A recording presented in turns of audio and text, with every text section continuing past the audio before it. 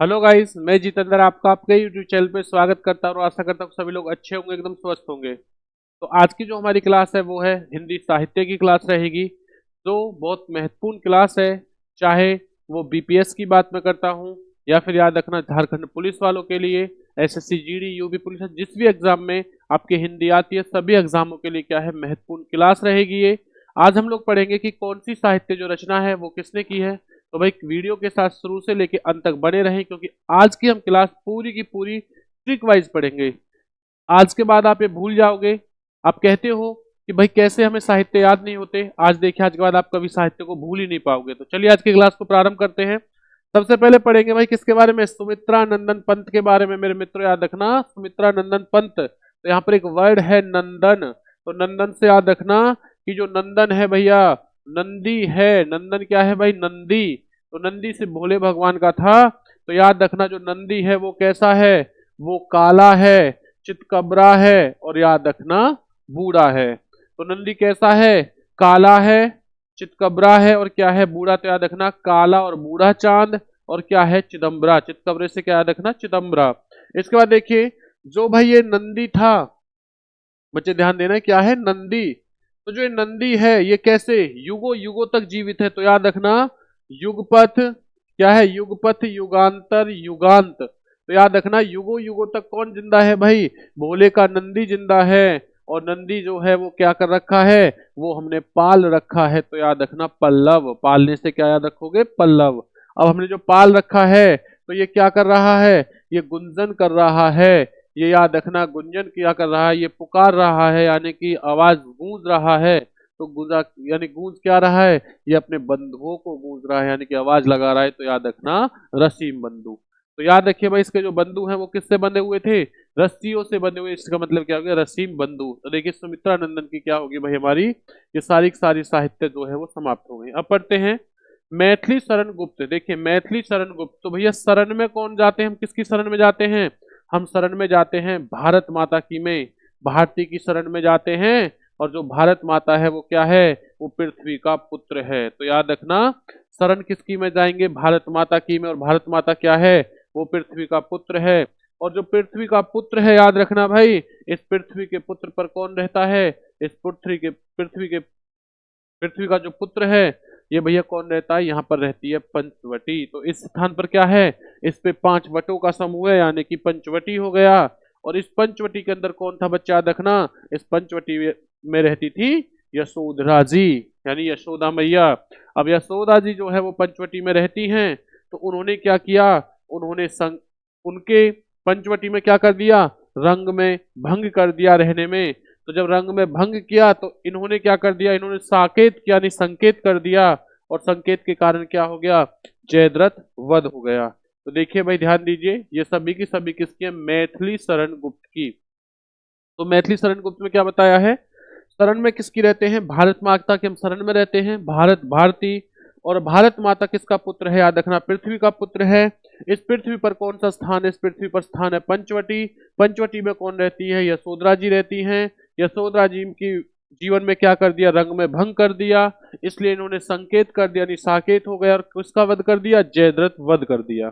चलिए उसके बाद हम लोग देखेंगे बच्चा किसके बारे में, ध्यान देना, मोहन और राकेश के बारे में। भाई किसके बारे में जानेंगे, मोहन और राकेश के बारे में। तो मोहन राकेश के बारे में कौन कौन सी हैं भाई, अगर मजा आ रहा हो तो वीडियो को शेयर करना, लाइक करना और कमेंट्स करना ना भूलें। देखिए मोहन राकेश, तो मोहन और राकेश की अगर मेरे मित्रों में बात करता हूँ, देखिए अंधेरे बंद कमरे में। तो देखिए ध्यान देना मोहन और राकेश कहाँ पर बंद थे, अंधेरे बंद कमरे में क्या थे भाई, ये लोग बंद थे। अब ये जब अकेले अंधेरे कमरे में बंद थे तो वहां तो ना तो कोई आने वाला था और ना कोई जाने वाला, यानी कि याद रखना न आने वाला कल था वहां पर, क्योंकि वो लोग क्या थे, अंधेरे कमरे में बंद थे। अब उन्होंने क्या कर दिया, वो कई एक अकेले, क्योंकि वो क्या थे भैया, वो अकेले बैठे हुए थे। और दिन कौन सा था जब वो कमरे में बंद थे, तो दिन था आषाढ़ का। दिन कौन सा था, आषाढ़ का दिन था। तो वो आषाढ़ के दिन में क्या, बंद कमरे में क्या होते भी, कांपते रहे। तो कांपता हुआ दरिया, तो उन्हें क्या लग रहा था कि कांपता हुआ दरिया है, तो उनका शरीर कांपने लगा। तो ये है भाई मोहन और राकेश। तो मैंने क्या बताया है, मोहन और राकेश जो है याद रखना, वो बंद अंधेरे बंद कमरे में थे। कैसे थे, अकेले थे। दिन कौन सा था, आषाढ़ का था। वहां ना कोई आने वाला था, ना जाने वाला, नहीं आने वाला कल था। तो वो क्या होने लगे, वो कांपने लगे। तो याद रखना मोहन और राकेश क्या है भाइयों, याद हो गया। चलिए आगे देखते हैं। उसके बाद में जितने भी हैं सभी के सभी आपको भाई इस तरीके से याद कराए जाएंगे कि आप अब कभी नहीं भूलोगे। अब बात करते हैं हम लोग मुंशी प्रेमचंद की। किसकी बात करते हैं बच्चा, मुंशी प्रेमचंद की। तो देखिए मुंशी प्रेमचंद, प्रेमचंद तो भाई क्या हो गया, मुंशी जी को प्रेम हो गया, मुंशी जी को क्या हो गया, प्रेम। अब प्रेम भी किससे हो गया, प्रेम हो गया निर्मला जी से। प्रेम किससे हुआ बच्चा, निर्मला जी से। अब निर्मला जी से जो प्रेम हुआ है मुंशी प्रेमचंद को, तो भाई इन्होंने क्या कर दिया, इन्होंने प्रतिज्ञा ली। मुंशी जी ने क्या ले ली, प्रतिज्ञा ले ली। प्रतिज्ञा के लिए क्या ले ली कि मुझे क्या करना है, देखिए प्रेम से याद रखना, निर्मला जी से प्रेम हुआ तो प्रेमा हो जाएगा। अब इन्होंने प्रतिज्ञा ले ली कि प्रतिज्ञा यह है कि मैं तुम्हें मंगलसूत्र पहनाऊंगा। मेरे मित्रों याद रखना, क्या पहनाऊंगा, मंगलसूत्र। तो याद रखना निर्मला जी को मंगलसूत्र की प्रतिज्ञा ले ली। अब जब मंगलसूत्र पहनाया तो क्या कर दिया, वरदान दे दिया। तो मुंशी प्रेमचंद ने निर्मला जी को वरदान दिया। और वरदान में क्या मांगा निर्मला जी ने, इन्होंने मांगा सेवा सदन। इन्होंने कहा कि मुझे तो सेवा करनी है, सेवा सदन करना है। किसकी करनी है, गोदान। यानी कि सेवा सदन में मुझे गो यानी कि गाय जो है उन्हें क्या करना है, उन्हें दान करना है। और दान के लिए ये क्या है, दान देना होता है कर्म, यानी कि कर्म भूमि। जो कर्म भूमि होती है वो ही कैसी होती है, आपकी रंग भूमि। तो ये सभी की सभी किसके, याद रखना ये हमारी मुंशी प्रेमचंद की है। मुंशी जी को प्रेम हो गया भैया, याद रखना प्रेमा किससे हुआ, निर्मला जी से हो गया। निर्मला जी ने क्या कर दिया भाई, मुंशी जी ने क्या कर ली, प्रतिज्ञा ले ली। प्रतिज्ञा में क्या कहा कि भैया मुझे तो मंगलसूत्र पहनाना है। और मंगलसूत्र पहनाने के बाद मुंशी जी ने क्या दे दिया, निर्मला जी को वरदान दे दिया। इन्होंने वरदान में क्या मांगा, सेवा सदन मांगा। जब सेवा सदन मांगा तो भैया सेवा सदन में क्या की, गोदान करने की बात कही। जो गोदान करने की बात कही तो वो कहाँ कैसा था, उनका कर्म था, कर्म भूमि। और कर्म भूमि थी भैया, गाय कैसी होगी, रंग बिरंगी थी। गाय कैसी थी, रंग बिरंगी यानी रंग भूमि। तो चलिए भाई ये मुंशी प्रेमचंद की सभी क्या है, उपन्यास है। इसके बाद देखते हैं नाटक। तो भाई नाटक कौन कौन सी हैं, ये ध्यान देना। अब निर्मला जी कैसे घर की बेटी थी, निर्मला जी बच्चे ध्यान रखना बड़े घर की बेटी थी। और रात कौन सी थी, रात थी पूस की। तो निर्मला जी पूस की रात में कहाँ बैठी थी, याद रखना ये ईद को देखने के लिए मानसरोवर झील के किनारे बैठी थी। तो ईद, ईदगाह यानी कि ईद को देखने के लिए कहाँ बैठी थी, मानसरोवर झील पर। और इन्होंने वस्त्र कैसे पहने हुए थे, कफन वाले वस्त्र पहने हुए थे। तो ये क्या है, याद रखना मुंशी प्रेमचंद। चलिए उसके बाद आगे देखते हैं। तो मेरे मित्रों हमसे पेपर में इसी प्रकार से क्वेश्चन आएगा। पेपर में आएगा भाई ये बताइए कि जो मंगलसूत्र है, पेपर में आएगा कि ये बताइए मंगलसूत्र जो है वो किसकी उपन्यास है। ऑप्शन देंगे वो हमें चार। तो हमें पता है भैया, तो मेरी बातें आपको याद आएंगी कि सर ने बताया था कि जो मंगलसूत्र है वो किसे पहना था, निर्मला जी को किसने पहनाना था, मुंशी प्रेमचंद को। तो भैया ये तो मुंशी प्रेमचंद ने लिखी है। अब देखिए मैं बात करता हूँ जयशंकर प्रसाद की। किसकी बात करता हूँ, जयशंकर प्रसाद की। तो याद रखना जयशंकर प्रसाद की अगर मैं बात करता हूँ बच्चा, तो इसमें क्या है, इसमें है देखो, अब ये है जयशंकर प्रसाद। तो शंकर भगवान यानी कि भैया भोले बाबा, क्या हो गए भाई, भोले बाबा के बारे में बात करेंगे। तो याद रखना भोले जी ने क्या कर दिया भैया, भोले जी को प्रेम हो गया। प्रेम किससे हो गया, कामनी से, कामायनी। यानी कि भोले जी को प्रेम हुआ किससे, ये हो गया कामायनी से। अब प्रेम हुआ तो किस पर चलने लगे, प्रेम के रास्ते पर चलने लगे, प्रेम पथिक। जब प्रेम के रास्ते पर चलने लगे तो भाई प्रेम में तो क्या है, आंसू निकलते ही हैं। तो क्या निकल आए, इनके आंसू निकल आए। और जब इनके आंसू निकल आए तो वो आंसू कैसे हो गए, वो झरने के समान बहने लगे। क्योंकि भोले जी थे भाई, क्या थे, भोले जी। तो इनके आंसू कैसे होने लगे, बहने लगे झरने की तरह। और उसकी क्या बन गई, उसकी मेरे मित्रों लहर बन गई। चलिए उसके बाद ध्यान देना, ये है कहानी। इनकी कहानी कौन कौन सी है। अब भोले जी को याद रखना, भोले जी जो रहते हैं भैया कहाँ रहते हैं, आकाश में रहते हैं। तो आकाशदीप। अब भोले जी आकाश में रहते हैं तो इन्हें पकड़ने के लिए इंद्र ने क्या कर दिया, जाल बिछाया। तो इंद्र जाल, और इंद्र की वजह से क्या हो गया, वो जाल की वजह से छाया होगी। तो याद रखना छाया।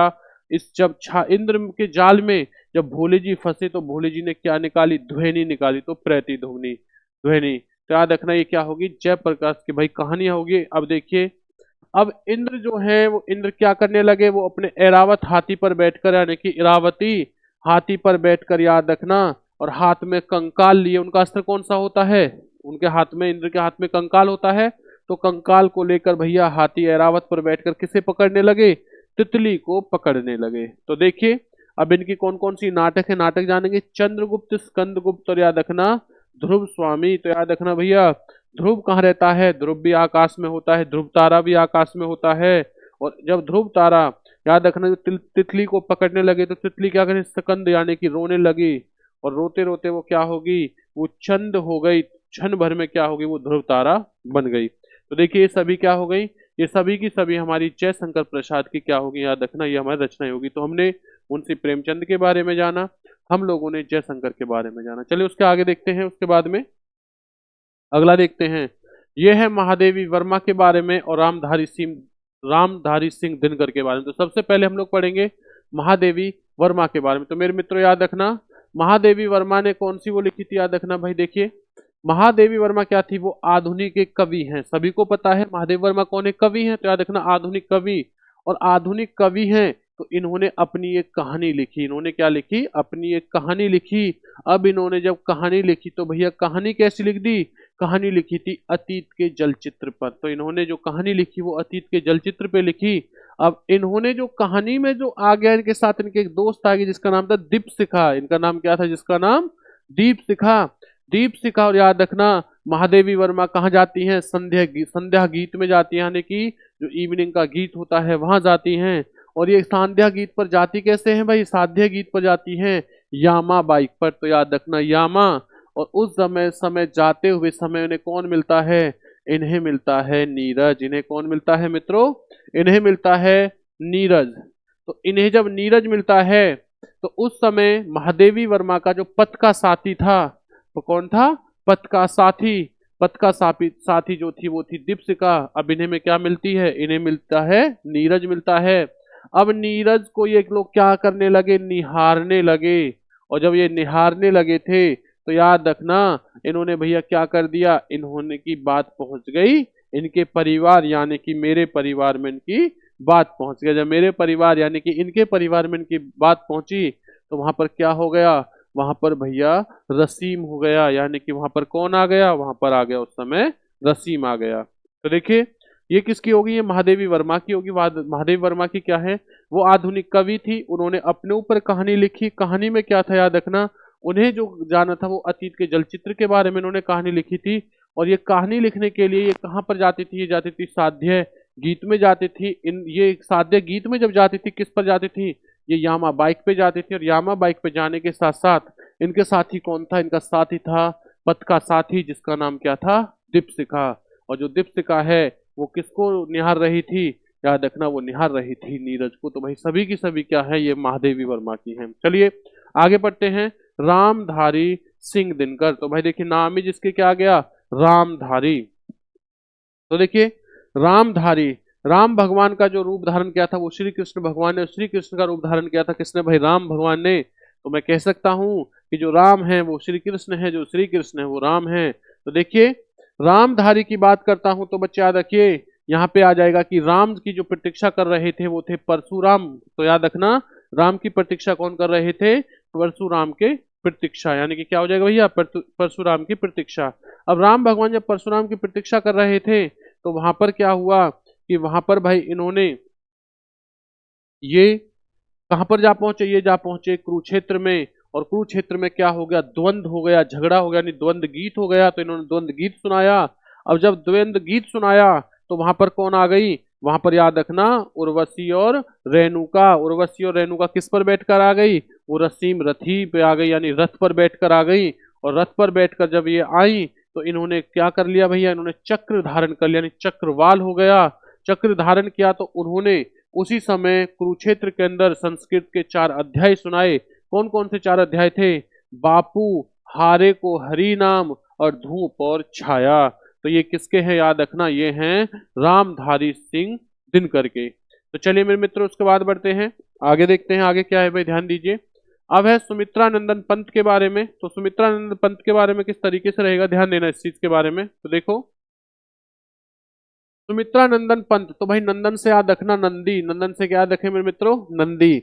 अभी जो नंदी है वो कैसा है? वो नंदी है भैया भोले जी का बंधु। नंदी कैसा है? भोले जी का बंधु हो गया, यानी रसीम बंधु। और ये नंदी है कैसा, ये काला है और ये बूढ़ा है। तो नंदी है कैसा, काला और बूढ़ा है। और ये कैसा है भैया, चितकबरा भी है। और ये कैसा है, चितकबरा भी है। अब नंदी जो है भोले जी का, वो क्या रहेगा भैया, वो युगो युगो तक जीवित है। कैसा है, युगो युगो तक जीवित है। तो याद रखना, युगांतर, युगपथ और युगांत क्या हो जाएगा, युगांतर, युगांत और युगपथ। अब ये नंदी को क्या करते हैं हम सभी लोग, पालते हैं, यानी कि पल्लव हो जाएगा। और नंदी क्या करता है, नंदी करता है गूंजन करता है, गुंजन करता है, क्या करता है, गुंजन करता है। तो याद रखना, ये सभी सभी किसके हैं, ये है सुमित्रा नंदन पंत के। चलिए उसके बाद देखते हैं अगला, देखिए क्या है भाई। नेक्स्ट है अयोध्या सिंह उपाध्याय हरिओद, यानी कि क्या है, ध्यान देना, अयोध्या सिंह उपाध्याय हरिओद के बारे में।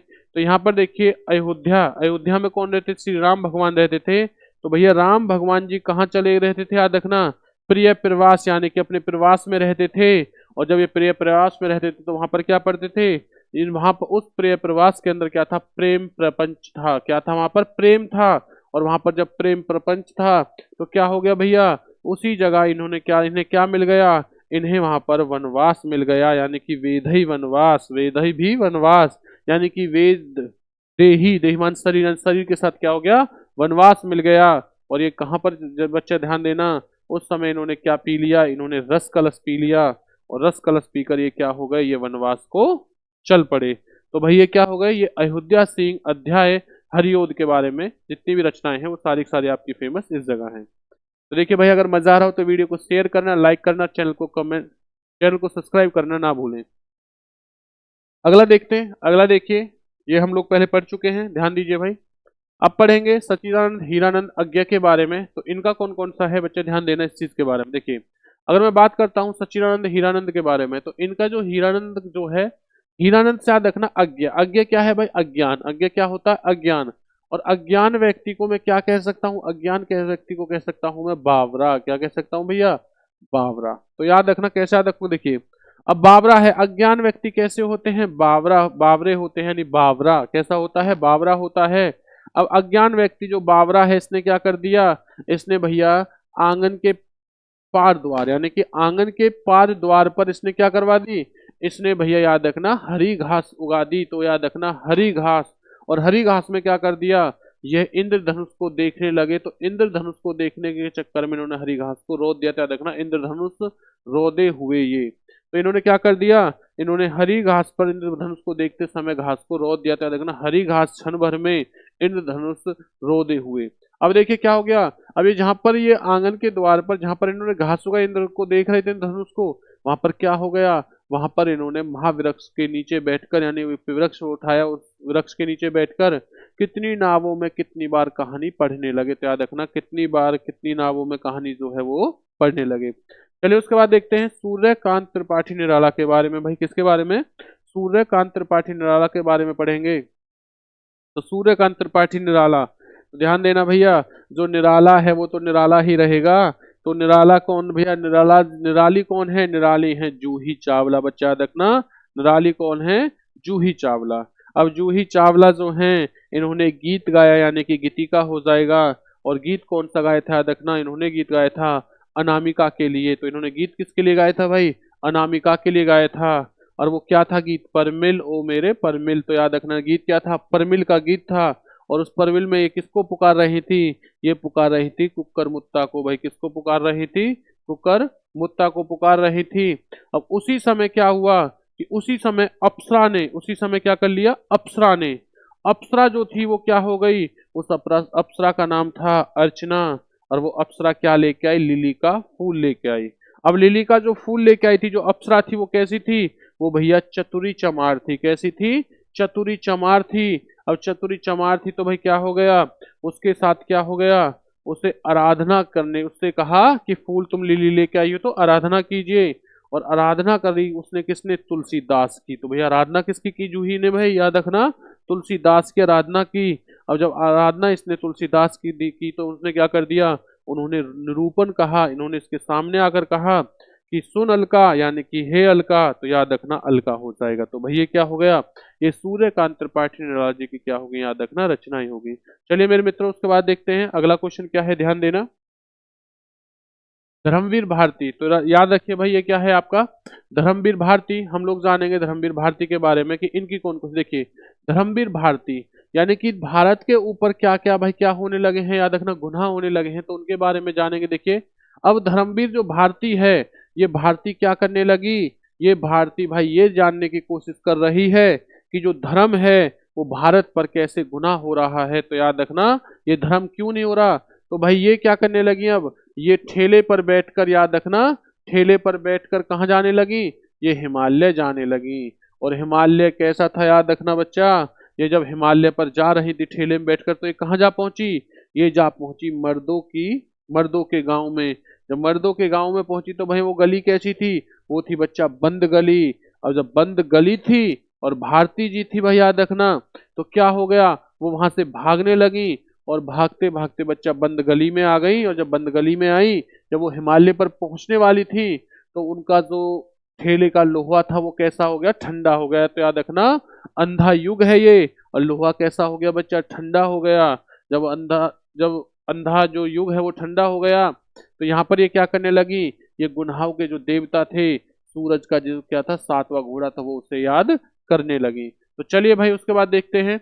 अब देखिए हरिवंश राय बच्चन के बारे में, इनकी कौन सी है, देखो हरिवंश राय बच्चन, तो भाई अमिताभ बच्चन को याद रखना। तो अमिताभ बच्चन की मूवियां थी कौन सी, मधुशाला, मधुबाला, मधु कलश। तो कौन कौन सी थी याद रखना, मधुबाला, मधुशाला और मधु कलश। अब मधुबाला और मधुशाला और जो मधु कलश है, ये कहाँ पर इन्होंने लिखी थी बच्चा, याद रखना ये मूवियां लिखी थी दो चट्टानों के बीच में। तो याद रखना कहाँ पर लिखी थी, दो चट्टानों के ऊपर बैठकर लिखी थी, याद रखना दो चट्टान साहित्य अकादमी। चलिए भाई उसके बाद जानते हैं हम लोग। अब है इसके बाद में हमारा,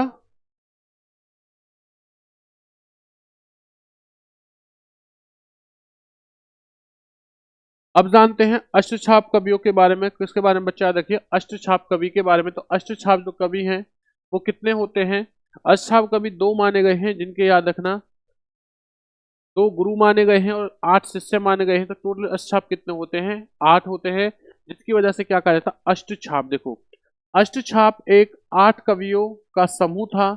आठों कवियों को दो समूह में विभाजित किया गया, चार महाप्रभु श्री वल्लभाचार्य जी के शिष्य एवं चार उनके पुत्र श्री विठलनाथ जी के शिष्य थे। अब देखिए जो ये वल्लभाचार्य जो शिष्य हैं और दूसरे कौन से हैं, विठलनाथ जी के जो शिष्य हैं, तो इनके चार जो वल्लभाचार्य के जो शिष्य हैं चार, वो कौन कौन से हैं, सूरदास, कुंभन दास, परमानंद दास, कृष्णदास। और याद रखना जो विठलनाथ जी के शिष्य हैं वो कौन से हैं, वो चित स्वामी हैं, गोविंद स्वामी हैं, चतुर्भुज दास हैं और क्या हैं आपके नंददास। तो भाई याद रखना चार चार क्या हो गए, टोटल आठ हो गए। इसी के बाद मेरे मित्र याद रखना हम लोग जानेंगे किसके बारे में भाई, हम जानेंगे हिंदी में सर्वप्रथम कौन क्या है और कैसे है। तो ध्यान देना, अगर मैं बात करता हूँ कि अब अपभ्रंश के प्रथम जो कवि हैं वो कौन है, तो याद रखना वो हैं स्वयंभू। मेरे मित्रों याद रखना वो कौन है, वो है स्वयंभू। और हिंदी के प्रथम कवि कौन है, ये हैं सरप्पा। तो याद रखना अगर मैं बात करता हूं कि भाई ये बताइए अपभ्रंश के जो प्रथम कवि हैं मेरे मित्रों वो कौन है, तो याद रखना वो है स्वयंभू। इसी के बाद याद रखना भाई, अगर हमसे पूछा जाए कि स्वयंभू जो है इनकी कौन सी रचना है, तो पेपर में कभी कभी हम लोगों से आता है कि ये बताइए जो स्वयंभू है स्वयंभू की रचना कौन सी है। तो हमें ये पता होना चाहिए कि स्वयंभू की जो रचना है वो कौन सी। तो मित्रों याद रखना स्वयंभू की जो रचना थी वो है रामचरित। कौन सी है भाई आपकी, याद रखना रामचरित के बारे में। तो देखिए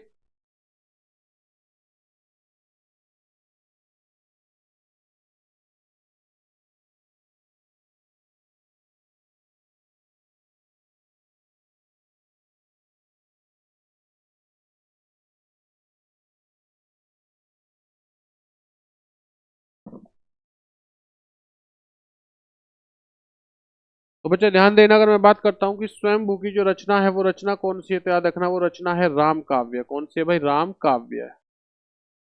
और राम काव्य की अगर मैं बात करता हूँ कि राम काव्य को बच्चा याद रखना संस्कृत में क्या कहा जाता है, तो याद रखना इसका संस्कृत में जो अनुवाद है वो है पौ चरियु। तो ये क्या है, ये इसका संस्कृत में अनुवाद होता है। और अगर हमसे कहा जाए कि भाई ये बताइए आप लोग कि वाल्मीकि अपभ्रंश में, या अपभ्रंश का वाल्मीकि किसे कहा जाता है, याद रखना अपभ्रंश का वाल्मीकि जो है वो किसे कहा जाता है, तो याद रखना वो कहा जाता है स्वयंभू को कहा जाता है मेरे मित्रों, याद रखना। तो देखिए यहाँ से मैंने 3 से 4 चीज आपको बताई हैं। अगर हमसे कोई कहे कि भाई ये बताइए अपभ्रंश के प्रथम महाकवि कौन है, स्वयंभू, स्वयंभू की रचना कौन सी थी, रामकाव्य, जिसे संस्कृत अनुवाद क्या था, इसका अनुवाद था संस्कृत, बहुचरुक था। या अगर हमसे कहे कि ये बताइए अपभ्रंश का वाल्मीकि किसे कहा जाता है, तो याद रखना बच्चा स्वयंभू को कहा जाता है। चलिए उसके बाद ध्यान देना, देखिए हिंदी के प्रथम जो गद्यकार थे वो कौन थे बच्चा, याद रखना। गद्यकार की अगर मैं बात करता हूं तो ये हैं आपके लल्लू लाल मिश्र, और लल्लू लाल मिश्र की जो रचना है वो कौन सी थी, प्रेम सागर। उसके बाद है हिंदी साहित्य की प्रथम रचना कौन सी थी, पृथ्वीराज रास, और ये किसने लिखी थी, ये लिखी थी चंद्र बरदाई ने लिखी थी। और भक्ति के प्रवर्तक कौन थे, याद रखना, ये हैं आपके रामानुचार्य। तो कौन थे मित्र, याद रखना, रामानुचार्य के बारे में। चलिए उसके बाद जानते हैं, देखिए राम भक्ति काव्य का सबसे प्रसिद्ध काव्य कौन सा था, याद रखना रामचरितमानस। और रामचरितमानस किसने लिखा था मित्रों, तुलसीदास ने लिखा है। किसने लिखा है, तुलसीदास ने। अगर आप इसी प्रकार के नोट्स चाहते हो तो आपकी स्क्रीन पर जो नंबर चल रहा है आप लोग उस पर व्हाट्सअप कर सकते हो, या फिर ध्यान देना 999111586665, इस नंबर पर आप लोग क्या है, याद रखना, आप लोग इस नंबर पर व्हाट्सअप कर सकते हो, हिंदी के जो भी नोट्स हैं उन्हें प्राप्त कर सकते हो। या फिर आप लोग जीत मंत्रा क्लासेस, जीत मंत्रा से ओनली क्या है, टेलीग्राम चैनल है, क्लासेस में तो यूट्यूब चैनल हो जाएगा। तो याद रखना जीत मंत्रा जो आपका टेलीग्राम चैनल है, आप लोग उस जगह भी ध्यान रखना बच्चा, आप लोग इस जगह भी जाकर इस ग्रुप को ज्वाइन कर सकते हो, वहां से भी जो नोट्स है वो प्राप्त कर सकते हो। चलिए ध्यान देना, तो मैं अगर बात करता हूँ बच्चा, याद रखना, तो आप इस नंबर पर व्हाट्सअप कर सकते हो, क्योंकि सभी की सभी जितनी भी अब आपका बीपीएस के अंदर हिंदी आएगी, या फिर मैं बात करता हूँ झारखंड पुलिस की बात करता हूँ, या जिस भी सब्जेक्ट में हिंदी आती है, तो हम लोग उसी टारगेट को लेकर हिंदी की क्लास जो है प्रारंभ कंटिन्यू करते रहेंगे। नेक्स्ट क्वेश्चन देखो उसके बाद में, भक्ति काल को हिंदी काव्य का क्या कहा जाता है, स्वर्ण युग घोषित किया गया करने वाला जो प्रथम व्यक्ति है वो कौन से हैं, वो है जॉर्ज ग्रियर्सन है बच्चा, याद रखना कौन है, जॉर्ज ग्रियर्सन। उसके बाद देखिए हिंदी में प्रथम जो जीवनी थी वो किसकी थी, याद रखना वो थी भगत लाल की। कौन सी थी, भगत माल की। किसकी थी, भगत माल की, जो 1585 ईस्वी में किसने लिखा था, नाभादास द्वारा लिखी गई थी। नेक्स्ट देखिए खड़ी बोली का प्रथम महाकाव्य कौन सा है, तो प्रिय प्रवास था, जो किसने कौन सा था, याद रखना हरिओद का था। याद रखना किसका था भाई, हरिओद का। सूर्यकांत त्रिपाठी निराला की जो प्रथम जो काव्य थी वो कौन सी थी, जूही की। कल ही मैंने आपको बताया था ये चीज कि भाई निराली कौन है, जूही चावला है, इससे पहले मैं आपको बता चुका हूँ। चलिए आगे देखते हैं, आगे क्या है, रेणु का प्रथम उपन्यास कौन सा है, याद रखना मेला आंचल। तो याद रखना भैया रेणु जी का जो आंचल है वो कैसा हो गया, मेला हो गया। नेक्स्ट क्वेश्चन है साहित्य अकादमी का प्रथम जो अध्यक्ष है वो कौन है, पंडित जवाहरलाल नेहरू थे। कौन से थे, पंडित जवाहरलाल नेहरू। और हिंदी साहित्य परिषद का प्रथम अध्यक्ष कौन है, तो मेरे मित्र याद रखना वो है पुरुषोत्तम दास टंडन। कौन है, पुरुषोत्तम दास टंडन। उसके बाद में यूएसए यानी कि यूएनए, सॉरी यूएसए नहीं यूएनए, संयुक्त राष्ट्र संघ यानी यूएनओ में हिंदी में भाषण देने वाला प्रथम व्यक्ति कौन था, तो याद रखना अटल बिहारी वाजपेयी। कौन था मित्रों, अटल बिहारी वाजपेयी। और ये कब दिया था, इन्होंने 1977 ईस्वी में दिया था।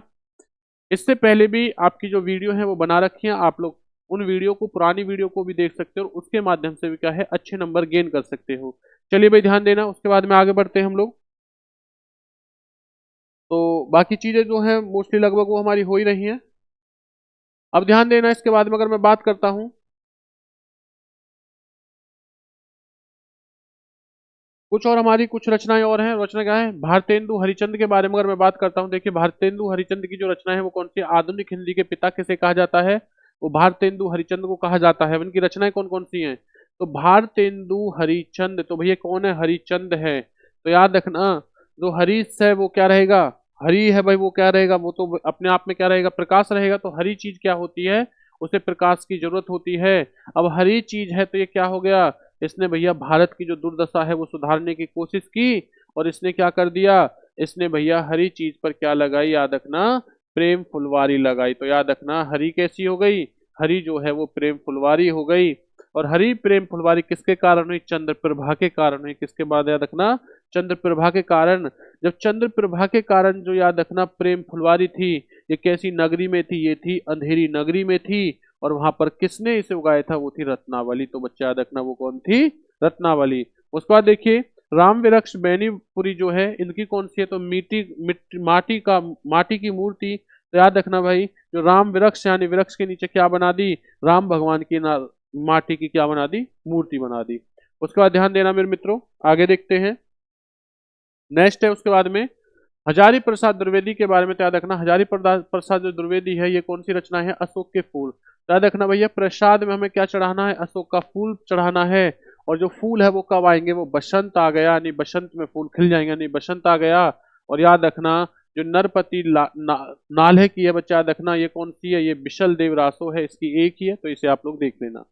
नेक्स्ट है हरिशंकर परछाई के बारे में। तो ठिठुरता हुआ गणतंत्र, याद रखना हरिशंकर परछाई, भैया परछाई क्या हो गई, ये ठुटर गई। तो याद रखना ठिठुरता हुआ गणतंत्र, तो परछाई जो है वो गणतंत्र दिवस पर क्या हो गई, ठुटर गई। तो याद रखना हरिशंकर परछाई का क्या हो जाएगा, ठिठुरता हुआ आपका गणतंत्र। इसके बाद मेरे मित्र याद रखना, अगर मैं बात करता हूँ आगे चल के, भाई देखिए लास्ट आपका बचता है, अगर कोई हमसे कहे कि भारतीय द्वारा देसी भाषा में प्रकाशित जो प्रथम पत्र है वो कौन सा था, देखना संवाद कौमुदी कौन सा है, संवाद कौमुदी जो कब 1921 ईस्वी में लिखा था, किसने, राजा राममोहन राय ने लिखा था। भैया देखना प्रथम हिंदी पत्र कौन सा है, तो यह है आपका उदत मार्तंड। कौन सा उदत मार्तंड, ये कब लिखा गया था, 30 मई 1826 ईस्वी में लिखी गई थी। हिंदी के लिए प्रथम साहित्य अकादमी पुरस्कार कौन सा है, याद रखना ये किसे मिला था, ये हिम तरंगनी के लिए मिला था, किसको, माखन लाल चतुर्वेदी को 1954 ईस्वी में। तो याद रखना ज्ञानपीठ पुरस्कार से सम्मानित प्रथम हिंदी साहित्यकार कौन थी, ये थे आपके, याद रखना सुमित्रानंद पंत थे। और किस पर हुए थे ये पुरस्कार, मिला था चिदम्बरा के ऊपर। और याद रखना भाई क्या, 1968 ईस्वी में। नेक्स्ट देखिए उसके बाद में ज्ञानपीठ पुरस्कार से सम्मानित प्रथम महिला साहित्यकार कौन थी, तो ये थी बच्चा याद रखना महादेवी वर्मा। और कौन सी वो थी, वो थी यामा। और ये यामा थी तो याद रखना कब था, 1982 ईस्वी में इन्होंने लिखी थी। नेक्स्ट है प्रथम विश्व हिंदी सम्मेलन कब हुआ था, ये नागपुर में हुआ था, कब भाई, ये हुआ था 1975 में। अगर दूसरे की मैं बात करता हूँ, ये तो प्रथम हो गया, अगर मैं दूसरे की बात करता हूँ तो याद रखना दूसरा कहाँ हुआ था, 1976 ईस्वी में दूसरा हुआ था मॉरिशस में। कहाँ पर हुआ भाई, याद रखना मॉरिशस के अंदर हुआ था बच्चा, याद रखना। चलिए भाई आगे बढ़ते हैं। उसके बाद में ज्ञानपीठ पुरस्कार के बारे में जान लेते हैं कि ज्ञानपीठ जो पुरस्कार होता है वो भारत साहित्यान में कह सकता हूं कि यह हिंदी साहित्य का सबसे बड़ा पुरस्कार होता है, याद रखना। देखिए भारत साहित्य के लिए दिया जाने वाला सर्वोच्च पुरस्कार कौन सा होता है, ये होता है ज्ञानपीठ पुरस्कार होता है, जिसकी शुरुआत कब हुई थी, 1965 ईस्वी में हुई थी, जिसकी राशि कितनी होती है, 1 लाख रुपए होती है। और प्रथम विजेता कौन थे, जी शंकर कुरुपन। और किसके लिए नहीं मिला था, मलयालम के लिए मिला था, याद रखना इन्होंने। तो उस नेक्स्ट क्वेश्चन है, भारत के प्रथम महिला विजेता आशा पूर्णा देवी, जो किस भाषा में वो थी, ये थी बांग्ला भाषा में। और आखिरी विजेता कौन है, अमिताभ घोष, जो कब मिला था इन्हें, 2018 ईस्वी में मिला था। उसके बाद देखिए अब जानते हैं कि ज्ञानपीठ पुरस्कार से सम्मानित जो प्रमुख व्यक्ति हैं वो कौन कौन से, ध्यान देना बच्चा। सबसे पहले देखिए रचना थी चिदम्बरा। चिदम्बरा जो रचना है वो किसने लिखी थी, वो लिखी थी सुमित्रा नंदन पंत ने लिखी थी। किसने लिखी थी, याद रखना सुमित्रा नंदन पंत ने लिखी थी। और ये कब लिखी थी, ये 1968 ईस्वी में लिखी थी। और कौन सा थे, चौथे नंबर के थे। उर्वशी रचना थी, ये किसने लिखी थी, ये लिखी थी दिनकर ने लिखी थी, याद रखना। और ये कब भाई, 1972 ईस्वी में। और ये कौन से नंबर के थे, ये 8वें नंबर के थे। कितनी नावों में कितनी बार, ये किसने लिखी थी, अज्ञा ने लिखी थी। किसने बच्चे, याद रखना ये लिखी थी आपकी अज्ञा ने लिखी थी, कब, ये लिखी थी 1978 ईस्वी में, 14वें नंबर के थे। और अंतिम है यामा। यामा किसने लिखी है, महादेवी वर्मा ने लिखी है। और ये कब लिखी थी, 1982 ईस्वी में। और ये कौन से थे, 18वें नंबर की। तो भाई आज के लिए इतना ही, मिलते हैं अगली क्लास में। तो जो भी बच्चा झारखंड पुलिस और बीपीएससी की तैयारी कर रहा है और एसएसजीडी की या जिस भी सब एग्जाम के अंदर हिंदी आती है, तो मोस्ट इंपोर्टेंट है याद रखना हिंदी साहित्य। तो मिलते हैं अगली क्लास में, कंटिन्यू आपकी जो क्लास है वो चलती रहेंगी। जय हिंद, जय भारत।